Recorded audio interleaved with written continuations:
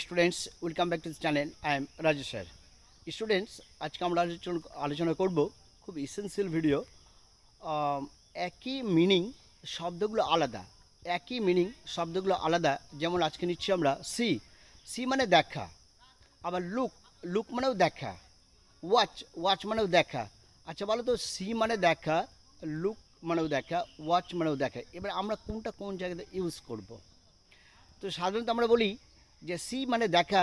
আমরা প্রথমত যা দেখতে পাই, চোখে যা দেখি, ইচ্ছাকৃত চোখ খুলেই যা আমরা দেখতে পাই, তখন আমরা ইউজ করব সি। যেমন বলি I C the bird, I C the tiger. যা আমরা চোখ খুলে দেখতে পাচ্ছি, এখানে আমরা লিখব সি। এবার আমরা লুক কথা ইউজ করব। লুক মানেও দেখা বা লুক মানে তাকানো। যখন কোনো জিনিস আমরা নির্দিষ্ট করে তাকাবো, ধরে নাও যে শিক্ষক মহাশয় ব্ল্যাকবোর্ডে অঙ্কগুলো করছে, এবার আমি ব্ল্যাকবোর্ডটার দিকে তাকাচ্ছি, এটা তাকানো ইচ্ছাকৃত তাকাচ্ছি বলে এখানে লুক হবে। তো বলবো I look at the blackboard. এর মানে কি, আমি এবার ব্ল্যাকবোর্ডটা ইচ্ছাকৃত তাকাচ্ছি। তাহলে কোনো কিছু যদি আমরা ইচ্ছাকৃতভাবে তাকাই, তাহলে ওইখানে আমরা লুক ইউজ করব। আর চোখ খুলেই যা দেখতে পাই সেটা হচ্ছে সি। এবার থাকছে ওয়াচ, ওয়াচ মানে দেখা।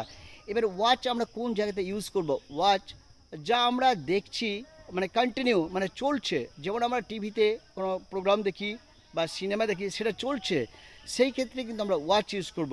কোথাও হয়তো টুর্নামেন্ট দেখছি বা ক্রিকেট ম্যাচ দেখছি বা ফুটবল ম্যাচ দেখছি, সেটাও কিন্তু আমরা দেখছি, এর মানে সেটা চলছে কন্টিনিউ।